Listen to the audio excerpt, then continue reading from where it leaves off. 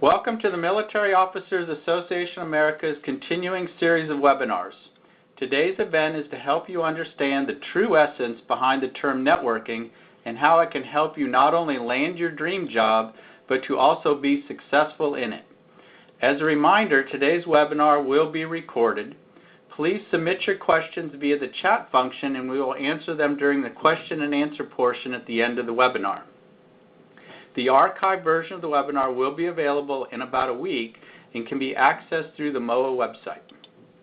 I'm Brian Anderson, MOA's Senior Director for Career Transition and Member Services, and with me today is one of our program directors, Ginny Guyton, from our Career Transition Practice.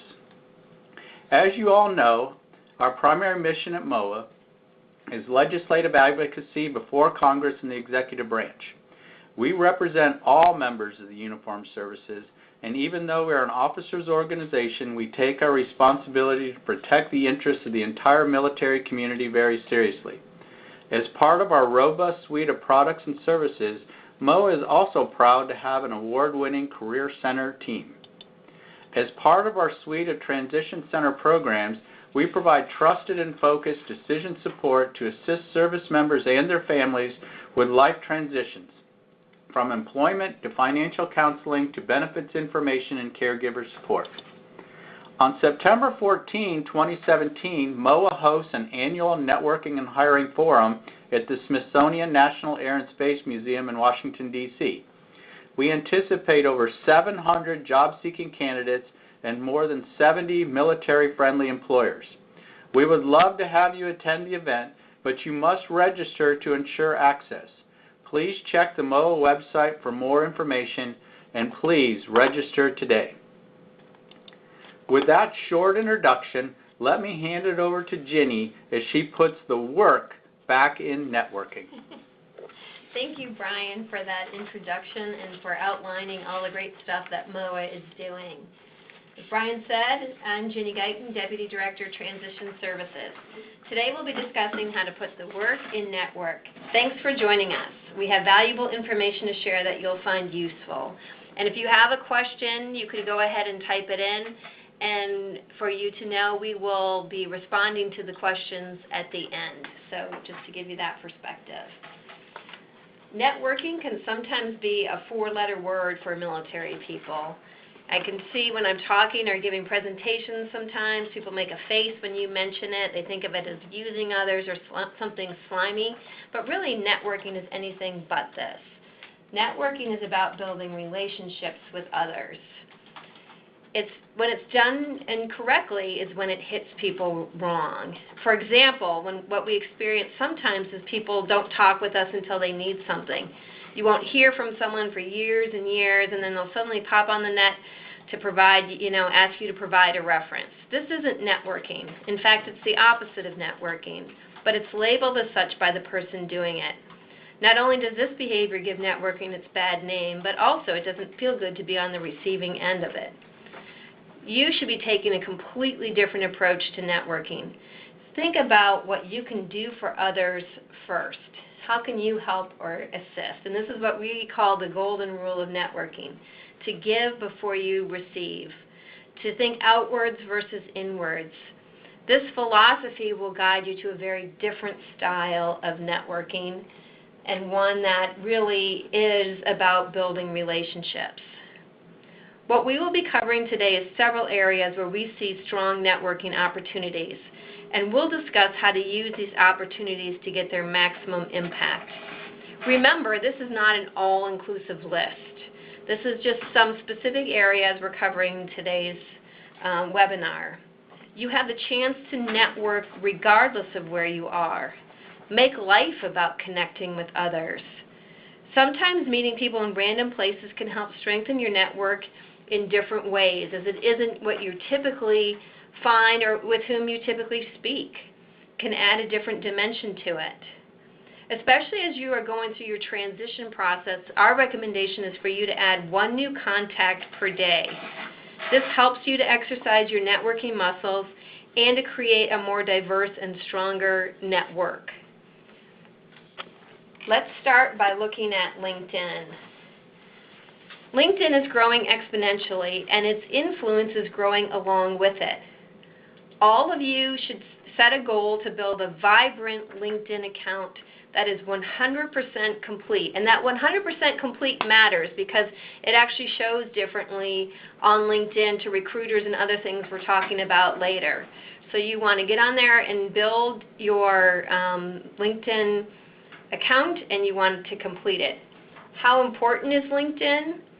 We were at an MIT networking event a couple months ago, and one of the people present said that he does all of his hiring directly off of LinkedIn.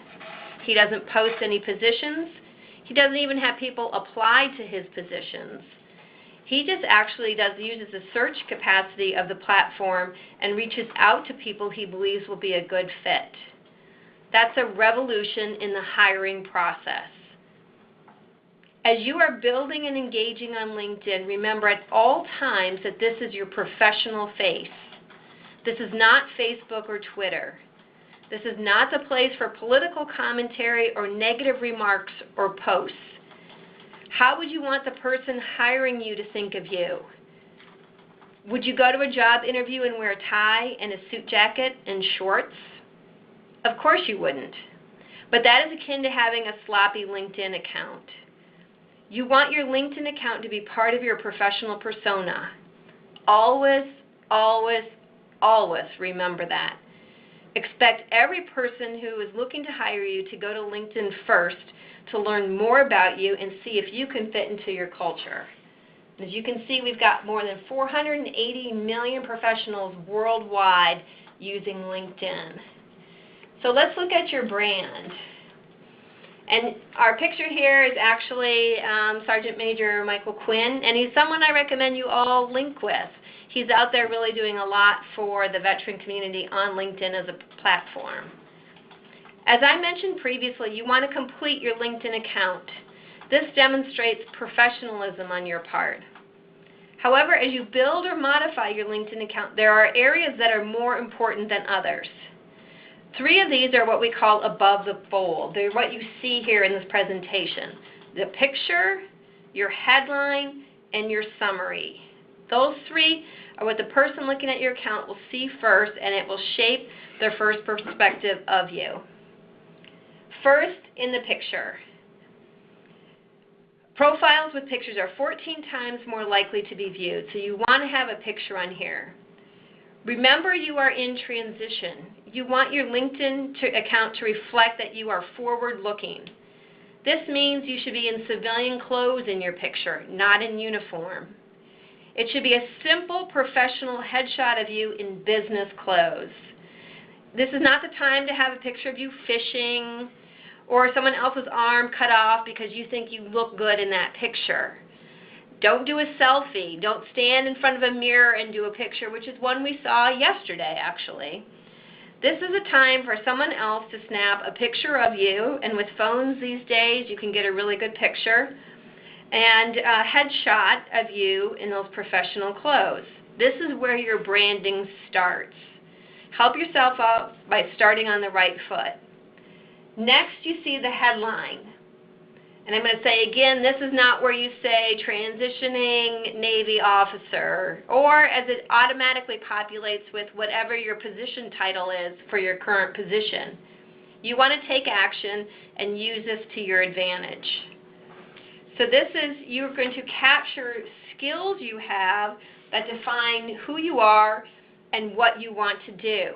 This is where you should say something about your strengths. When somebody is looking for people with certain skills, you want them to have the skills to which you are want to have moving forward. If you're having difficulty thinking of things like, some things can be very easy for military people. Program manager, if that's who you are and that captures you, our recommendation is lead with that one. Then you might want to put some other skills you have, strategic thinker, something like that. Give a well-rounded perspective of yourself. So as you can see, I'm Michael Quinn, personal branding and LinkedIn expert. This is really the field that he is going for right now. And so if someone was looking, they would come up with his name. Get in some hard skills and add something that rounds you out as a person and makes you interesting. So veteran advocate, you can see that rounds him out. That tells people something about him. But that's not transitioning military officer or senior anything, senior leader. Think about, no one is going to really look in there in the search engine and say, hey, I'm looking for a senior leader. They're going to look for certain skills and positions. You want to maximize your search engine optimization and have people be able to locate you. Again, and I'm going to say this, probably a million times during this forward looking. This is you looking forward, what you want to do, your skills for doing it, and that leads right into that summary. So keep in mind for your summary that only the top few lines are visible without clicking to see more. Don't assume they're going to click to see more. You want that lead top few lines to grab their attention. There are numerous approaches that are better than senior military leader with over 34 years in the Army, or something along those lines. Think about starting with the big picture of who you are, or an anecdote that describes you in a way that reflects well professionally, or even an accomplishment. You can see here 14 years spent recruiting foreigners for top secret intelligence programs, coupled with expertise in personal branding with LinkedIn, give him a unique perspective on talent acquisition. He is outlining exactly for somebody what he wants to do, what the strengths are, what his unique skills are for coming into that organization. Now note that this is first person in LinkedIn, unlike your resume summary. And so you are saying when people look at LinkedIn, and you should always assume whoever's looking at your resume or networking with you is going to look on LinkedIn. Just make that assumption. But first person makes it more personable. That's why it's first person. So not first person on your resume, yes on your LinkedIn. And if you have a clearance, our recommendation is to put it in here somewhere. So again, that helps with the search engine optimization. If they're looking for someone with a top secret clearance or something, put it in the summary. You can put it at the end, it'll still come up. You can also see on this page number of connections.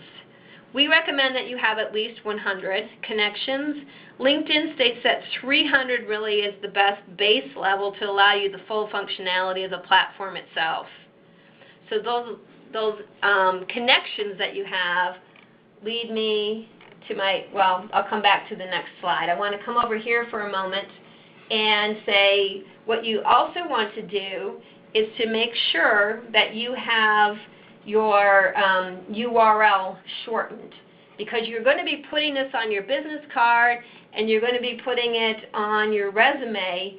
What LinkedIn does is they build a URL that is got like 15 numbers next to it. You don't want that. Again, you want to show that you know how to use the platform, that you are responsible and changing it to best fit, and you're going to put something there through click me on me, view profile, edit your public profile URL. That's the choice you're going to get, and then you simply modify it by taking the numbers off. If you have a more common name, you might have to do something else to adjust it slightly, but you want to make sure you make that change. And then again, back to the connections. So when you have your connections, you really want to think about your overarching philosophy on LinkedIn. And by this I mean, who will you accept or not accept? Your philosophy shouldn't be so narrow that you only accept people you already know. You miss the point of the platform in that case. And my recommendation is that you not just accept willy-nilly everybody who sends you some sort of request. You want to have my personal philosophy. You want to have a philosophy. And my personal philosophy is if somebody has been in the military or they're working with a military-oriented organization, or if they went to one of the schools I went to, then I accept them. But I also look up everybody and take that minute and just look at their profile and see if that's somebody that I want to have connected to. So it takes a minute, but it lets me know, and it lets me know something about that. You will also be inviting others to connect. You don't want to be just a passive person on this platform. And so when you are sending an invitation to others, LinkedIn has a generic invitation that you can send. We recommend that you personalize it, that you put on there how you know them or where you met them or something about yourself that they will know on the other end why you're requesting to link with them. First of all, your success rate is going to be higher, but it also is a little tiny piece of networking where they're like, yes, this is the person I met. This is the one who's getting out of the Navy or has done, is a physics person, something like that. So it lets them know and it solidifies that connection. So take the time to personalize the request. That's about inviting others. Again, increasing your search engine optimization. You have through here, you want to have your job titles and what you've done in the job in a way that is not military jargon. Now, if you're going to work at Lockheed Martin in some sort of industry that ties in directly with what you've been doing, then again, you may want some of that on there so they'll know that this is a person who understands this language. But for the most part, you want to look and really kind of think about using both the full name and the acronym and maybe more how it's used more than once, if there are different variations of it, to get that in your profile as well so that you will come up on people's searches. This is just a way of you, again, looking forward with what you want to do. Now, unlike a job-specific resume, which you apply directly to that job, your LinkedIn account is going to be more like your networking resume. And that's because you can, if you have certain jobs percolating, you can't be trying to switch your LinkedIn account all over the place. So it's going to be a little bit more generic, but it needs to be where it hits the words that you'll come up, or when they look at you, they'll realize that yes, you can do the job. Depending on, if any of you we've done a resume review for, you'll know that we go back 10 to 12 years. But on LinkedIn, you can go back 10 to 12 years. If there's some jobs that you're really interested in that you want to pull up that are further back, you can go further back. Make that a personal call for you. So the search bar, and you'll see down in the sort of bottom left corner, I have an example of that where I have the words program management written in. This is an incredibly powerful tool. So you're going to use that search bar. Now, a couple of things. You can search for people, jobs, posts. If you've seen a post and you want to know where it is, you can put it in there and find that. Companies, groups, schools. So it's all of that, and you can put more than one thing in. So whereas I have program management in here, if I said program management and Denver, that would let me know the connections and opportunities that are available in Denver around program management. It's hard to, underscore how important this is. And again, as I mentioned, the guy who's finding people for the jobs he has, that's what he's using. He's using that search bar. If you're looking at particular companies and you want to know with whom you should connect, or even like say program management and Denver and Army, and that would give you people who have that Army experience in Denver in program management. You can look in the company and you can put HR or hiring manager, something like that you can see then veteran. You can then see who in that company would be a good person to reach out to. So that's that graphic that's down in the bottom left of this. So you use that search tool, and again, a lot of companies these days are having veteran points of contact. So you can try veteran, you can try military, you can try your branch, all these different things that will help you know with whom you should contact. Who you should send a request to, who you should send a note to, who's the best place to start for that company. Strategic introductions on LinkedIn. I'm going to provide you a story here that underscores the strength of strategic introductions. We recently had a vet contact one of our non-veteran civilian employees as a person was having difficulty with a VA home loan. Just a shot in that dark by that person to see if we'd be able to provide any assistance, knowing that we aren't in the mortgage business, but we have military-oriented connections. That MOA employee reached out to a few veterans on our team. One of them, Pat Cole, and I know some of you probably know her, had a first-level contact who was in the mortgage industry. Pat had actually never met this contact. She reached out, and the person in the mortgage industry was more than happy to assist, as most people are. Without knowing either party, Pat was able to connect first this veteran and the person in the mortgage industry and help them resolve the situation. Now think about that. That's the power of LinkedIn at its best. The vet was networking by reaching out to MOA. The MOA employee was networking by reaching out to some veterans on the staff. Pat was networking by using that search tool in LinkedIn to find somebody and finding she had a first-level contact. All of this was a success. It was a beautiful thing about the functionality of both networking and LinkedIn.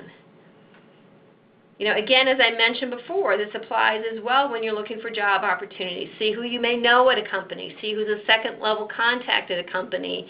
We'll talk down the road about informational interviews. You'll be using LinkedIn for that as well to help you lead you in the right direction. You'll find that people are more than happy to assist. You know, one of the things we talk about is like people want to hire vets, but they're not really sure how to. This is a really good way for them to be able to say, yes, we can help. Skills and endorsements, much like those top three above the fold, the picture, your headline, and your summary.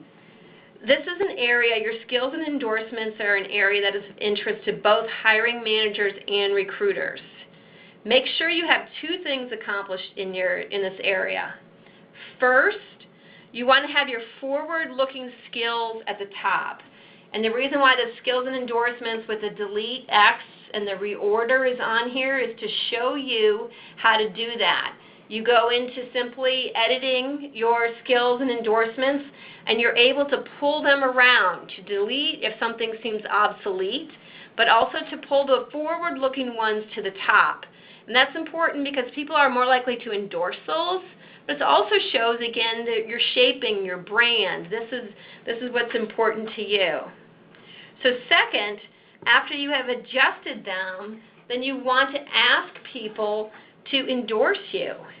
And you may think like, hey, what difference does it make? I will tell you that from the hiring manager or the recruiter perspective, if you have the 99 plus, which is the highest that it goes, there, they think you're better at the job. You are then better meet their criteria. You could be a lot better than the person, but you haven't actively used LinkedIn, but that's not how they're going to look at it.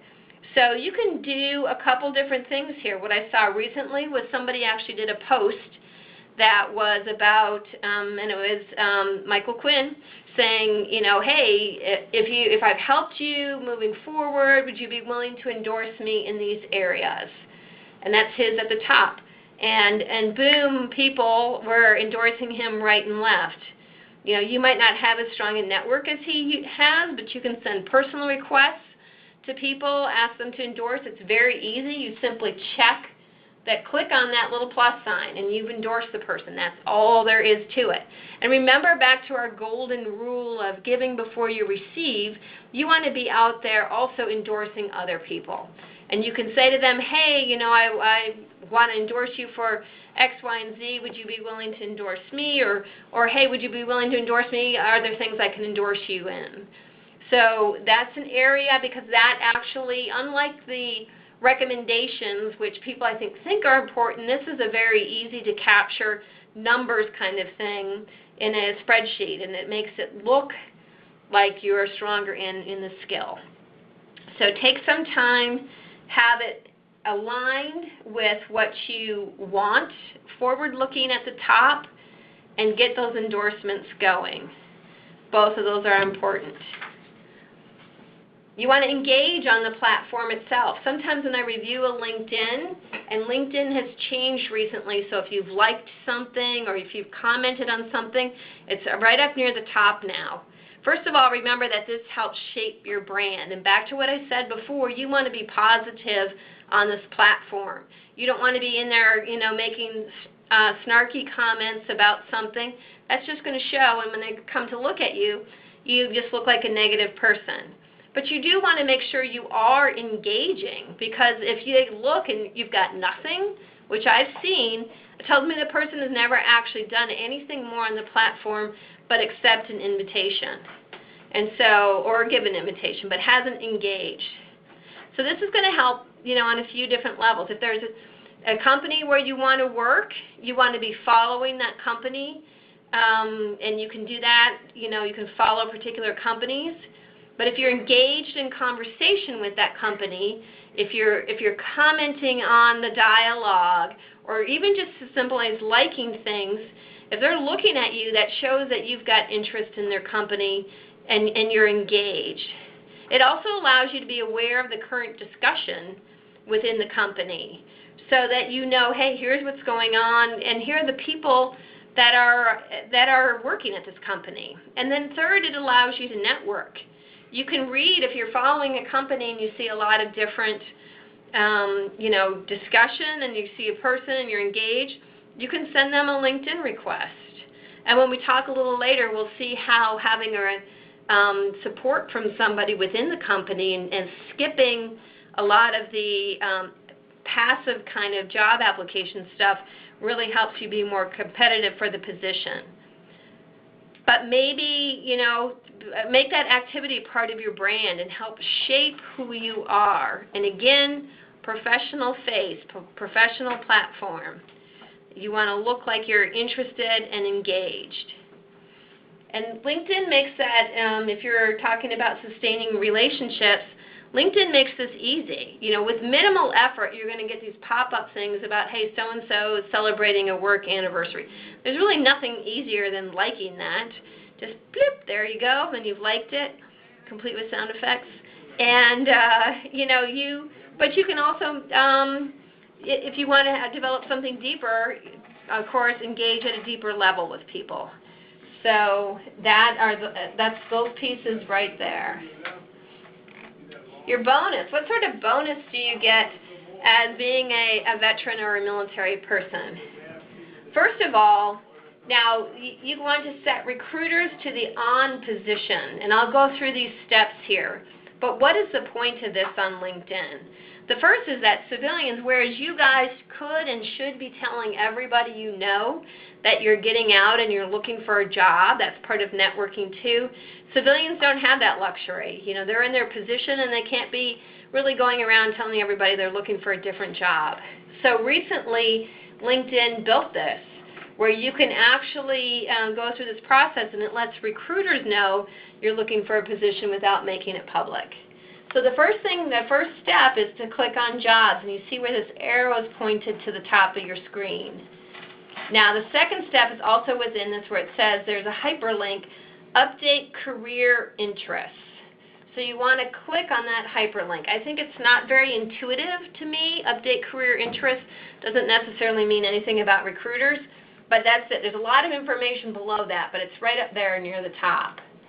Then you want to toggle into the on position. Let recruiters know you're open. This is in the off position right now, but if you just push it, it's green, it's in the on position, and this lets recruiters know, hey, you're looking for opportunities.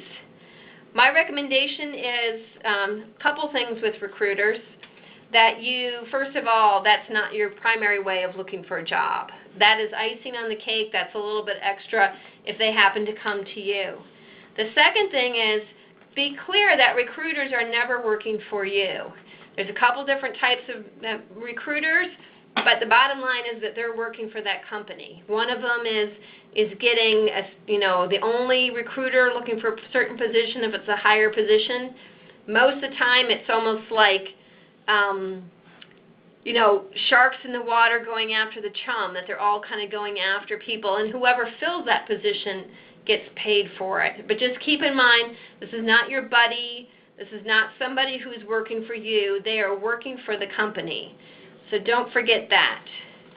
Then as you toggle on the on position, then you want to refine, what skills or what location that you're considering. Now, our recommendation is for you to start more broad. And because you don't want something right outside that scope to be an opportunity, but you don't see it because you've narrowed your scope. So if you think, in a certain area, you can put that area. That would be a choice. It's a little bit more broad. Or if you don't have a particular location, leave that part off. Sometimes recruiters will be looking for a certain spot, sometimes not. So those are just, but start a little bit more broad if you can, and then refine your search as desired down the road.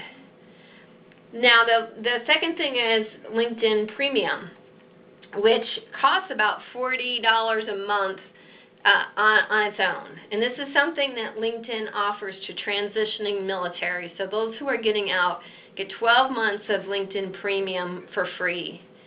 We recommend that everybody take it. Now, you should take it about 3 to 4 months outside of the date that you'll be actually stopping working for the military. So when you're actively searching for jobs, you don't want to start it 18 months out and then 6 months out you don't have it anymore when you actually want to have the information. And what is Premium LinkedIn? You can see a couple of the things here. It enables you to be a featured applicant. So since most people are paying, that's kind of a bonus that they get. They get to come to the top as a featured applicant. It gives you that access to salary insights, which can be really good to have. It can be difficult sometimes to figure out what the salary range is something. We've got some different things you can use, Department of Labor and Glassdoor and everything, but this gives very clear information, right, what you have. Also that online video course. There's a ton of really worthwhile online video courses that are about interviewing and all sorts of different pieces there that you have access to and that you can watch. And so there's no reason why anyone shouldn't take this option. If you already have Premium and you're paying for it, you have to come back to a basic member and then come back to Premium. But it's very easy to do.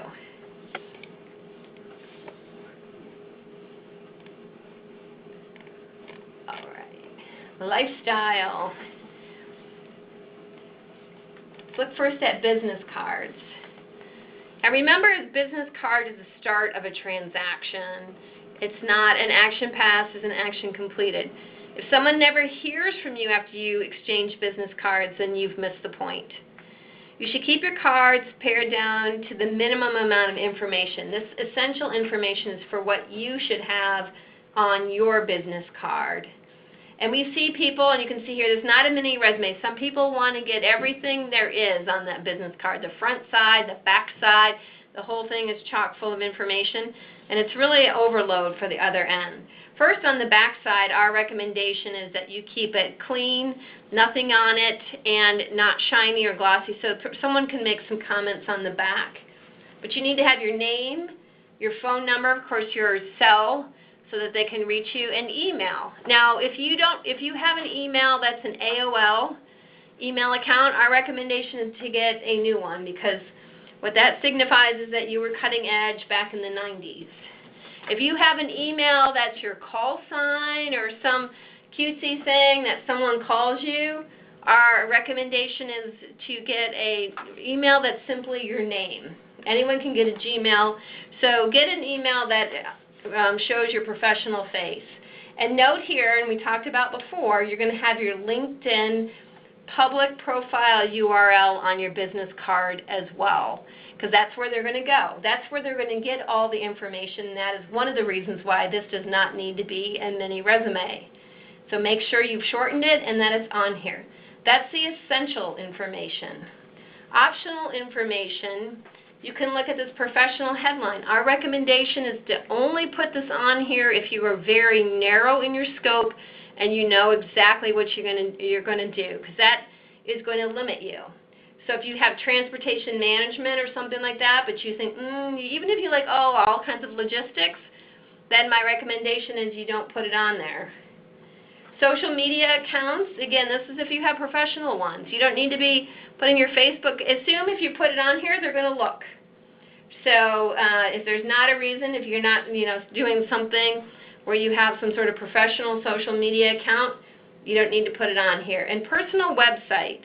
I came across one the other day that someone had a personal website. So I went to the personal website because, of course, it invites you to do so. And it was really just sort of this schlocky nothingness. They didn't really have a personal website. They thought it would look good, to have, but they hadn't put any time or energy into it. And that just actually detracts from you. Nobody's expecting you to have a personal website. So if you only started it and you haven't finished it, or you're not keeping it current and not really putting some time and effort into it, don't put it on there. Again, you don't need to have it. It's just going to then detract from you rather than add to you. So when you are receiving business cards, so you have this made, and you can get them made just about anywhere these days. You should be handing them out, with abandon. You can get more if you need more. It's not the time to get cheap or tight with something. But remember that you're making notes on the cards you get. And I think the tendency is to throw them in the drawer, but I'm going to speak highly of Pat again, who always within 24 hours when she gets that business card, she's written something on the back, and she reaches out to the person. Might be that LinkedIn invite, and you write that something. Again, you're letting them know why you're sending it, who you are. You're creating that professional relationship, but you're doing something with it so that you're connecting with that person.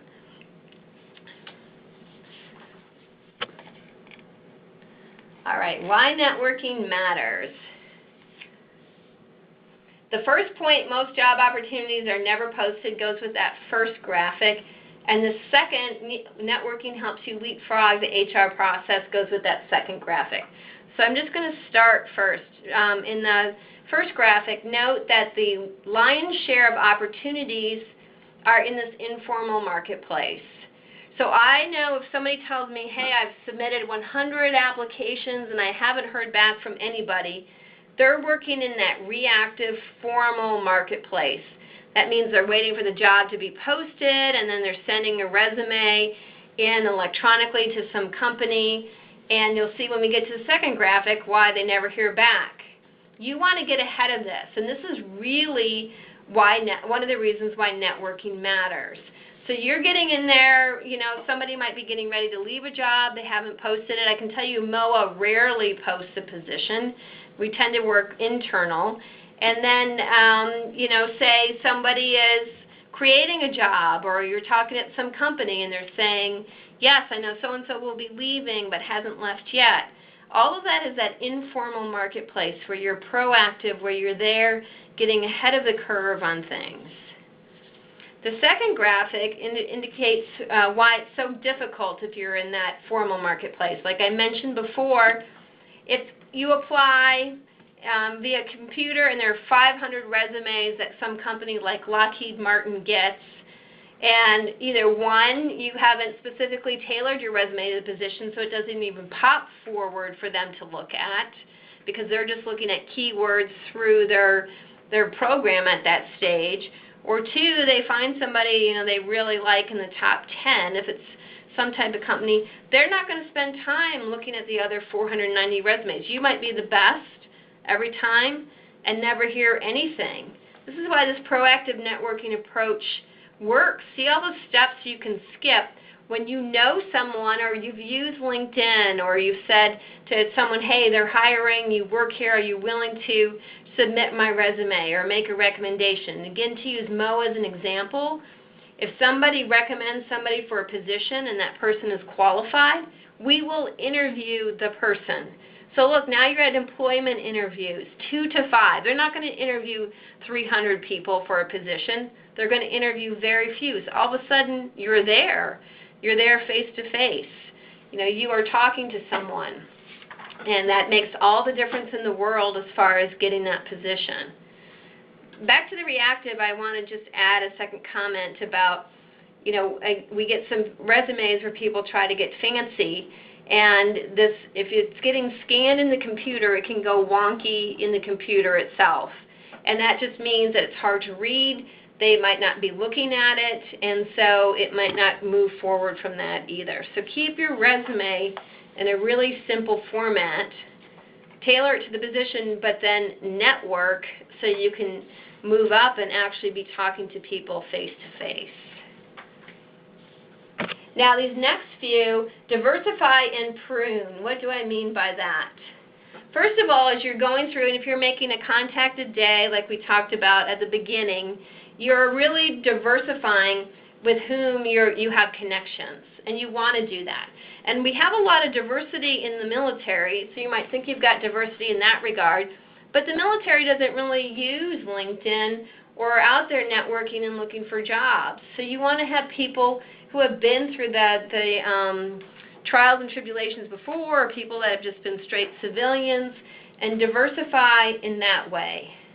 And prune, by that I mean you don't have to go through your LinkedIn and say, oh, I haven't talked to this person. What I'm talking about is you only have so much time. You need to use your time in the wisest way possible. So if there are skills and activities that you're doing, that you're spending a lot of time on, but they're not value added, you don't spend time on them. Think about what you need to do moving forward and how your time is best spent. And so that is, again, we think networking, a lot of networking versus getting in this formal marketplace and spending a lot of time scouring the web and looking for job opportunities that way. Seek common ground, follow up, then follow up again, person-to-person connection anywhere and everywhere. That's really just you thinking about with whom you're connecting and how you're connecting. And we just have, that leads right into here, two other networking techniques that we have. I'll be quick through these. Informational interviews. You'll be very surprised at how people are willing and able to do an informational interview. You can start with people that you know, or you can say who is second level if you're more confident with it, a second level contact of someone you know who works in an industry that you're interested in or a company that you're interested in. We want to point out, do not ask for a job. This is not a time it's not a roundabout way to ask for a job. It's really a 15 minutes, quick cup of coffee, something like that with somebody who's giving you their time to ask them a couple quick questions. You know, what's the industry culture like? What skills are required? I talked to someone recently who thought he might want to be a financial planner. He did an informational interview with a financial planner, and guess what? He found out he wasn't really interested in it at all. And so that's the kind of time that it works. But it also is diversifying your contacts and building relationships for you. So you want to make sure that you are doing that. Make sure you follow up with your thank you letter. And then you can say, what other referrals do they have? Who else would they recommend with whom you speak? Career fairs are something that we sometimes see people just simply walk through. So they kind of walk through the career fair. They don't know who's there. You want to make sure you research ahead of time, know where your target companies are. And quite frankly, if a company there isn't your target company but they don't have a line, practice your 30-second pitch with that company. Kind of get it out and refine a little bit before you talk to companies with whom you really have a lot of interest. Make sure in your 30-second pitch you're talking about how your skills tie into the company's needs. You're really looking at it from their shoes about what helps them and solves their problems. And you're going to have that networking resume with you at this time. So you've got resumes to hand out. You're looking to know if you know anybody in the company, and through LinkedIn, through other things. Understand what that company is. It's so easy to do research these days. So when they come and you're telling them how interested you are in the company, and they say, what do you like best about it, and you don't know anything about it, you really just don't seem like you're that interested. So take some time and understand those pieces. Just a quick summary. Remember that golden rule about giving to others before you receive. Using LinkedIn as a powerful platform that it is, get ahead of that hiring curve. That's the purpose of networking. That's one of the benefits of it. But coming back to the golden rule, think about helping others and just make it a part of who you are. You know, just you're connecting, you're being interesting, you are networking all the time as a part of your life. All right. Thank you, Ginny, for your helpful, informative insights on networking. As a reminder, we do these monthly webinars, and please take a look at our next ones coming up on financial education, military benefits, and career transition-related topics. Our very next one is Wednesday, September 6th, and it'll be focused on MOA's Veteran and Survivor Services Program. In addition, we have a virtual career fair on November 1st and our Military Executives in Transition Seminar on November 15th. You can find more details on these programs and more at www.moa.org. Thank you for supporting MOA's Never Stop Serving mission, and feel free to contact us at transition@moa.org to offer feedback and for us to support your transition needs. Once again, we appreciate you joining us today and look forward to serving you in the future. At this time, we will address any questions you may like to pose. Please enter your questions via the chat box on the lower left-hand side of the screen. We have a few already in the queue, and we'll start working through those questions. All right, excellent. So I'll read the first question from Jeff. When you work at Yankee, thank you for. When you work and seek jobs in a classified environment, it's hard to fill out LinkedIn 100% as recommended without giving too much information to our cyber adversaries. For example, I have to obscure my face on public websites like LinkedIn. What do you recommend for people in these types of sensitive career fields? How much should we put out into the public space and still protect our identities? And that's a good question, and it can be a sort of a path that you have to negotiate. So if you are in a position where you can't have your face out on LinkedIn, if that's part of it, then we would recommend not having your picture on there, but that's very, very rare. Go ahead, Pat. Ginny, I would comment that it's not as much these days that we see people who are concerned that are in these sensitive fields about having a public presence on a website, in social media. Just remember a couple of things. You control what you put on the site. If you're in one of these fields, you can put surprisingly, small amounts of information. People who understand your field are going to know what you're talking about. So you absolutely want to be, discreet and thoughtful about what you put on your site. As far as having a public presence here, I would tell you to go and look at all of the senior civilian and government intelligence professionals that have sites on LinkedIn. So it's not as much about being out there, it's how you are out there. Just be thoughtful and deliberate about the information that you put on the site. You control all of that, but I wouldn't be hesitant from that perspective. And thank you, Pat. That's excellent points. And remember too, when you're putting your accomplishments or skills, and because we see this on the resume as well, you can do it in a way where you're oriented on what you achieved versus sort of the what I would call the other side of the fulcrum, that the how-to side of it. So if you made a difference with this or that, you're not really getting into the specifics of what it was.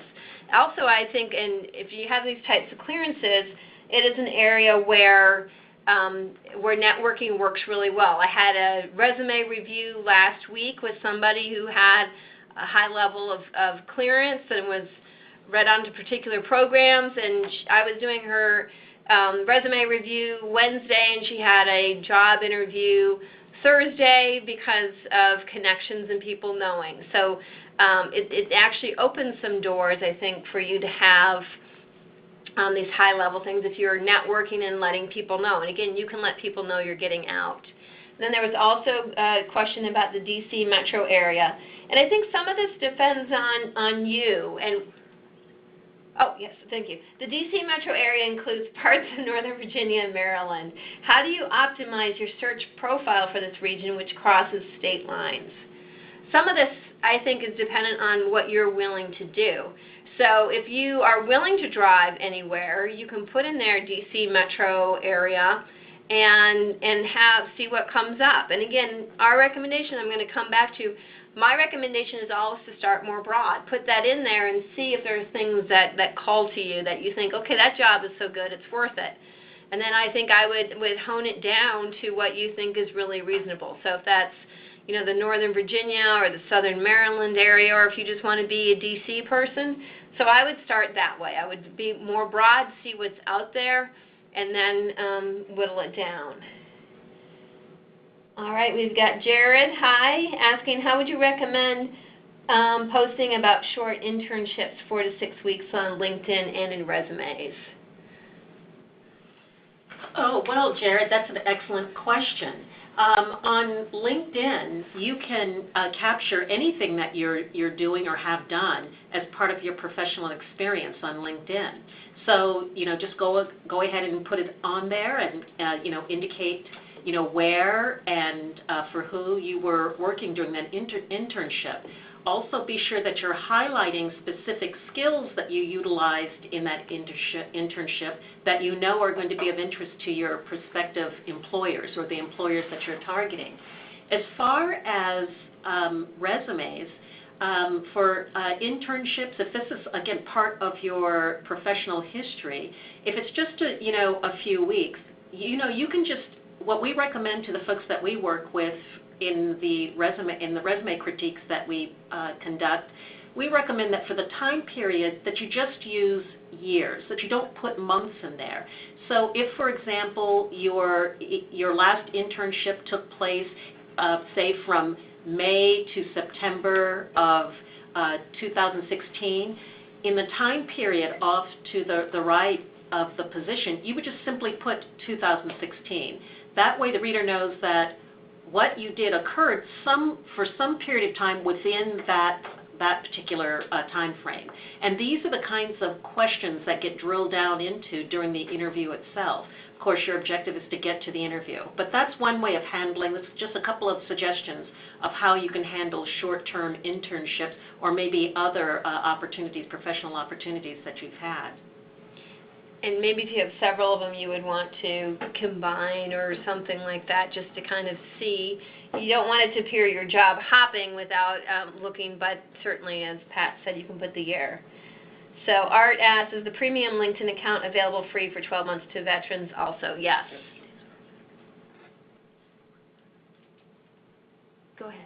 Oh, the premium accounts are available to everyone, but because you're a veteran, LinkedIn offers you the opportunity of having a free 1-year access to their premium accounts. That's what Ginny alluded to earlier. So it's a really, really great opportunity, and you should really follow Ginny's advice to go ahead and take advantage of that, keeping in mind you want to do that maybe 3 or 4 months out from when you're transitioning, so that you can maximize the period that you have access to this very valuable resource. Yes. So yes, very good. Bill asks, many unknown people attempt to connect on LinkedIn that I don't know. Should I decline or accept any recommendations on how to manage? And my recommendation would be to open it and look. If they only have like 0 or 1 connection and you don't know who they are, actually I would probably just decline it at that stage. I don't ever have any issues declining people, but I would look and see if, again, if they have that military background, if they are involved in however you set your parameters. Again, as I mentioned, mine are if they're doing work in the military community, then that would be someone I'd probably accept. But I would definitely, I always look. I always look at them. I don't blindly accept people. And see if you feel like there's enough there that it's real, first of all, and also that it's value added for your network. You don't need a lot of people, and sometimes people are out there just fishing, and you say yes, and then suddenly they've got, some sales thing they've got for you. I would pass on that. So, but just take a look at their profile and see. And again, if they live in a foreign country and you're thinking, why do you need to network? Right, go ahead. Ginny and I were just talking about this the other day, and veterans, normally we find that they are very, very hesitant to accept connection requests from people that they don't know. As Ginny just said, you absolutely should do your due diligence, but consider this. You do not need LinkedIn to manage people that you already know. Mm-hmm. I mean, they're already in your world. LinkedIn is specifically the opportunity for you to reach out and establish these new professional relationships that Ginny has, spent the last hour talking about. So, think about what your criteria is, and it should be somebody who can help you or assist you or support you in a professional sense. If they meet whatever criteria you set out, don't be hesitant to go ahead and connect with them. But you don't need LinkedIn just to connect to people that you already know. Right, exactly. Just use your phone. Yes. So we've got time for one last question, and Art, if we don't get to your second one, we'll get back to you. But this is Jody asking, is it positively viewed or okay to use your LinkedIn summary of your professional experience as a more detailed and lengthy capture of your experience, accomplishments, etc.? Essentially, it is the full version of your experience while the resume is the Cliff Notes version. Thoughts? And you certainly can, it can certainly be longer than your resume, which is going to be that paragraph. Like you can have on there a longer, more detailed version. I am going to say, you want to make sure that it's effective what you have on there, and that it's if you're trying to optimize search engine optimization, that's I guess doubling the word. But you want to make sure also that you're not overwhelming them with the information. What do you have on the jobs below? And you want to make sure you look like someone who can capture things concisely. But it does not have to be just that paragraph that you have on your resume. So it can be stretched out from that. So that's a great question. And is there a process to delete a connection that you no longer want on your network? Yes, there is. They should just go into your Manage Contacts section, and you can delete someone. And it doesn't send a note to them saying, right, hey, Pat just deleted you out of her network. So don't be afraid to do that. And again, be thoughtful about who you grant connection requests to. But you can absolutely do that by just going in and managing your contacts. Yes. Very good. All right. Well, thank you, Ginny. That was very insightful. As a reminder, today's webinar was recorded. The archived version will be available in about a week and can be accessed through the MOA website. Thank you, and we look forward to seeing you at a future MOA event.